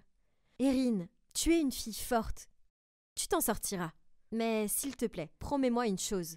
Plus d'idées folles pour essayer de le reconquérir. Je sais, j'ai réussi à rire. Quand je suis rentrée à la maison, j'ai pensé à ce que Jay a dit. Je suppose qu'il avait raison. Peu importe les efforts que j'ai déployés pour faire revenir Zach, il s'est quand même éloigné de moi. Et de même avec Jace. J'avais essayé d'arranger les choses avec elle, et j'ai fini par tout empirer. En y réfléchissant bien, Zach n'était pas fait pour moi. Il voulait que je change qui j'étais pour mieux m'intégrer dans sa vie. Ce n'était pas juste. Je voulais un petit ami qui était fier d'être vu avec moi, au lieu d'être gêné. Quant à Jace, elle m'avait menti. Et puis, elle ne m'avait même pas respecté assez pour me parler avant de déménager. Elle n'était pas une vraie amie, je le savais maintenant. Au fil des semaines, je me suis enfin remise de tout cela. À propos de Jace et Zach, je les vois toujours sur le campus, mais nous ne nous parlons plus. J'ai entendu dire qu'ils sont en couple maintenant, mais les garçons du club de basket ne l'aiment pas beaucoup, parce qu'elle ne laisse jamais Zach sortir après les matchs avec eux. Elle ne danse pas non plus et applaudit leur victoire. Ce n'est plus mon problème maintenant de toute façon. Quant à Jay et moi, nous nous rapprochons. Je suppose que nous sommes liés par nos cœurs brisés. Il s'avère aussi que nous sommes beaucoup plus semblables que nous ne le pensions. Nous avons commencé à nous fréquenter davantage. Et puis, hier, j'ai suggéré que nous allions au parc d'attractions. Son visage était sérieux pendant une seconde, mais nous avons tous les deux éclaté de rire. Je me suis excusée auprès de lui d'avoir été ridicule la fois d'avant. Et il m'a dit « Pas grave, j'aime tes ondes positives ». J'ai souri joyeusement et j'ai dit « Ne t'inquiète pas, cette fois, je ne te distrairai pas pendant que tu essayes de me gagner un nounours. » Puis nous avons tous les deux ri. Nous ne sommes pas officiellement en couple, mais je peux sentir quelque chose entre nous. Mais rien ne presse. Je vis le moment présent et c'est vraiment génial. Et maintenant, si vous voulez bien m'excuser, j'ai un parc d'attractions à visiter.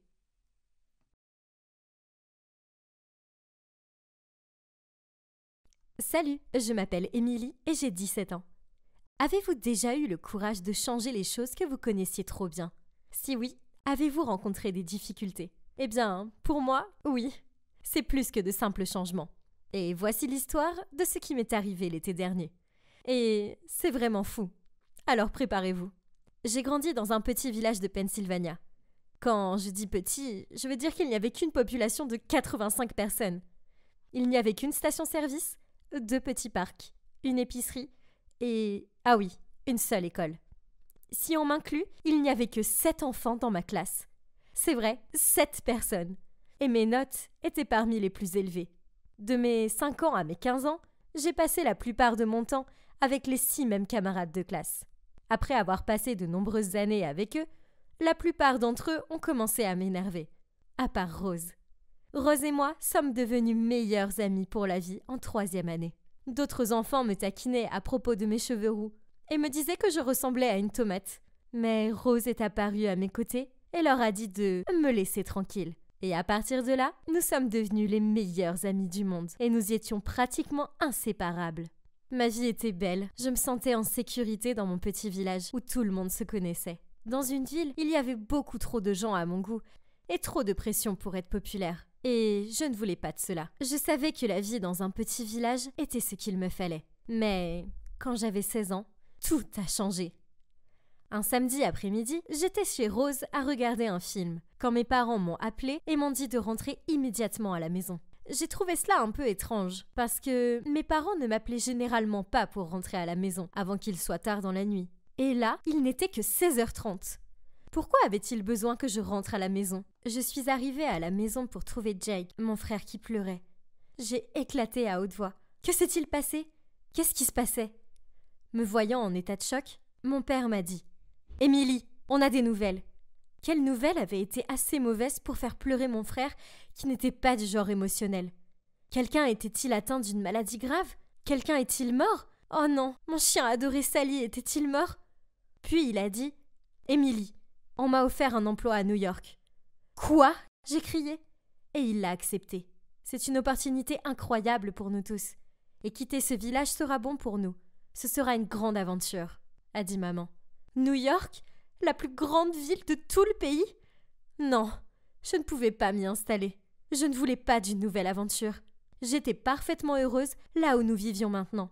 Et je ne voulais pas partir. Mais même si je boudais, criais ou suppliais mes parents de rester, leur décision était prise et nous déménagions. C'était horrible de le dire à Rose. Elle s'est mise en colère et je me suis sentie très mal. Je ne voulais pas la quitter, mais quel choix avais-je? J'ai passé mon dernier jour en ville avec elle. Nous avons mangé des pizzas, regardé nos films préférés, joué à nos jeux vidéo préférés et d'autres choses du genre. Quand il a fallu que je parte, je lui ai donné ma licorne en peluche pour qu'elle se souvienne de moi. Puis, nous avons pleuré dans les bras l'une de l'autre et nous avons promis de nous envoyer des SMS tous les jours. J'ai donc quitté la sécurité de mon petit village pour m'installer en ville. Notre nouvelle maison était beaucoup plus petite que mon ancienne. Mais au moins, nous pouvions garder Sally. Le premier jour d'école, j'étais terrifiée. Il y avait tellement de gens et je ne savais pas où j'étais censée aller ni ce que j'étais censée faire. Heureusement, les enfants étaient très gentils. Cette fille m'a montré où se trouvait mon casier. Et d'autres enfants m'ont laissé m'asseoir avec eux à l'heure du déjeuner. Après seulement quelques semaines de vie à New York, j'ai commencé à trouver mes repères. J'ai même compris comment naviguer dans le métro. Je me suis faite de très bons amis. Mais cela n'a pas changé le fait que Rose était toujours ma meilleure amie. Je lui envoyais des SMS tous les jours. Et parfois, nous passions des heures au téléphone ensemble.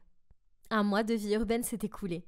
Et je me suis mise à parler à un garçon de ma classe d'anglais, qui s'appelle Adam. Il avait les plus beaux cheveux blonds. Et ses yeux, ils étaient bleus comme le ciel, et l'océan, et une piscine, et... Oui, si vous ne pouviez pas deviner, j'aimais vraiment Adam. Non seulement il était incroyablement mignon, mais il était aussi gentil et drôle. Nous nous sommes liés par notre amour des jeux vidéo et des chiens, et nous sommes vite devenus assez proches. Puis un jour, il m'a invitée chez lui. Ensuite, et devant une pizza géante et ce film, il m'a dit qu'il m'aimait bien et m'a demandé d'être sa petite amie. J'ai tout de suite dit oui. J'étais si excitée et j'avais hâte de le dire à Rose. Mais elle n'avait pas l'air très enthousiaste. Pendant quelques mois, tout a été parfait pour moi. La vie à l'école était géniale et j'avais des amis géniaux et un petit ami incroyable. Malheureusement, Rose et moi sommes éloignés l'une de l'autre. J'avais à peine le temps de lui parler au téléphone tous les soirs. C'était comme si notre emploi du temps était devenu différent. Elle appelait toujours quand j'étais occupée. Et quand je lui répondais par SMS, elle n'était pas là. Je sais qu'elle s'est toujours souciée de moi, mais ma vie très occupée m'a tout simplement emportée. Je me suis dit que ce n'était pas grave, car les choses changent et les gens ont des amis différents, bien que moins souvent qu'auparavant. Rose et moi avons continué à discuter chaque fois que nous en avions l'occasion. Une fois, je lui ai dit que je sortirais avec Adam dans un restaurant chic le lendemain. Chaque fois que je lui ai parlé d'Adam, elle n'avait pas l'air d'être d'accord. Mais cette fois-là, elle a exprimé son excitation et m'a posé beaucoup de questions sur notre rendez-vous. Ça m'a fait beaucoup de bien. Le jour venu, je suis allée retrouver Adam au restaurant qu'il nous avait réservé. Je suis entrée et j'ai attendu environ 20 minutes qu'il se montre. J'ai commencé à m'impatienter et j'ai demandé à un serveur s'il avait vu entrer un garçon aux cheveux blonds et aux yeux bleus. Le serveur m'a dit que oui, mais qu'il était parti avec une grande fille aux longs cheveux bruns et aux yeux marrons. Quoi ? Qui était la fille avec laquelle il est parti ? Et pourquoi ? J'ai pensé à toutes les personnes que je connaissais qui correspondaient à cette description. Je n'ai pensé à personne, sauf à Rose. Mais elle vivait à Pennsylvania. Pourquoi serait-elle ici, à parler avec mon petit ami ? J'ai décidé d'appeler Adam, mais il avait l'air étouffé, et j'ai entendu une fille parler en arrière-plan. On aurait dit qu'ils se disputaient. Puis l'appel a pris fin. C'était vraiment bizarre. Que s'est-il passé ? Je n'avais aucune idée de ce qui se passait. Alors je suis rentrée chez moi. Sur mon chemin, j'ai eu l'impression que quelqu'un me suivait. Et j'ai alors réalisé qu'une voiture roulait très lentement après moi. Quand j'ai essayé de m'arrêter, elle s'est aussi arrêtée. Oh mon Dieu, est-ce que cela avait quelque chose à voir avec moi ? Je me suis sentie terrifiée. Et j'ai commencé à courir aussi vite que possible jusqu'à ce que j'arrive chez moi. J'ai fait demi-tour et j'ai vu cette voiture garée devant chez moi. Je tremblais en essayant d'ouvrir la porte. Et comme je le faisais, Sally a passé devant moi et a couru vers la voiture. Je ne l'avais vue agir de la sorte qu'à chaque fois qu'Adam venait. Elle aimait vraiment Adam. « Attends, Adam !» C'était ça. Adam était dans cette voiture. Était-ce une blague? J'ai couru pour voir ce qui se passait. Là, sur le siège du conducteur, il y avait Rose. Et à ma grande surprise, Adam était attaché sur le siège arrière. « Rose !» j'ai crié. « Que fais-tu ici à New York avec mon petit ami ?» Adam a crié. « À l'aide !» Elle m'a dit que tu m'attendais dans sa voiture, puis elle m'a kidnappée. Rose s'est rapidement retournée et m'a regardée en face. « Oh, salut Emily. Qu'est-ce que tu fais avec mon petit ami? Ce n'est pas un bon gars pour toi, Emily.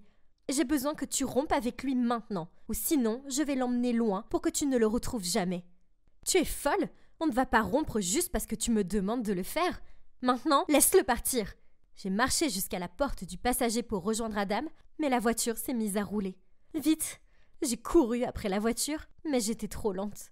Mais Sally a couru après elle aussi, et elle ne s'est pas arrêtée. Elle a failli se faire renverser, alors qu'elle se faufilait entre les voitures jusqu'à ce qu'elle soit hors de ma vue. J'avais tellement peur. J'étais sur le point d'appeler les flics quand j'ai vu une voiture de police passer devant moi. Comment l'ont-ils déjà su? Qui a appelé le 911? Je me suis retournée et j'ai vu ma mère se tenir dehors avec le téléphone qui me faisait des signes nerveux. Elle avait vu toute la scène et a appelé la police. Merci, maman. Je ne pouvais plus rien faire maintenant, sauf attendre. C'était horrible. J'étais si anxieuse. Environ 1 heure plus tard, une voiture de police s'est arrêtée à notre maison. Le flic est sorti et a ouvert la porte arrière et Sally est sortie. J'ai couru jusqu'à la voiture de police et j'ai embrassé Sally. Elle était en sécurité. Mais qu'en est-il d'Adam? Le policier m'a dit qu'ils avaient poursuivi la voiture sur près de 3 kilomètres, jusqu'à ce qu'il la coince dans une impasse. Il a dit que Rose était très féroce et qu'elle avait essayé de résister à l'arrestation, mais qu'il l'avait emmenée au poste. À mon grand soulagement, Adam allait bien et il l'avait ramenée chez lui. Ouf! Je n'ai pas compris. Rose était ma meilleure amie. Pourquoi aurait-elle essayé de faire du mal à mon petit ami? J'ai appris plus tard que Rose était atteinte d'un trouble bipolaire. C'est un trouble qui provoque chez les gens des sautes d'humeur extrêmes et qui les pousse à faire des choses qui ne sont pas dans leur caractère et qui les rendent fous. Rose traversait beaucoup d'épreuves. Et quand je n'étais plus là, son père avait quitté la maison aussi. Je ne le savais pas, car elle ne me l'avait pas dit. À l'époque, je ne lui parlais pas beaucoup, mais je ne m'attendais pas à ce que la séparation ressentie par Rose soit trop importante pour elle et puisse la conduire à un trouble bipolaire. J'étais son unique amie à l'époque. Elle voulait donc qu'elle soit mon unique amie aussi. Mais Adam est apparu et l'a rendue peu sûre d'elle et sérieusement jalouse. Heureusement, il n'y a pas eu de conséquences graves. J'espère vraiment que Rose recevra le traitement approprié pour son trouble. Nous ne sommes peut-être plus aussi proches, mais à mes yeux, elle sera toujours la fille qui était là pour moi quand on se moquait de moi. Et je regretterai toujours de ne pas avoir été là pour l'écouter davantage quand elle en avait besoin. Je suis toujours triste de tout cela. J'essaye de voir les choses sous un angle positif. Les choses se passent bien avec Adam, et je suis heureuse ici. Il s'avère que la vie en ville était bonne pour moi après tout. Que ce soit en amitié ou en amour, les gens ont toujours besoin de leur propre espace. Et parfois, aussi triste que cela puisse être, les gens se séparent. Cela arrive dans la vie. Être trop jaloux n'aide pas à réparer les choses. Cela ne fait que repousser l'autre plus loin.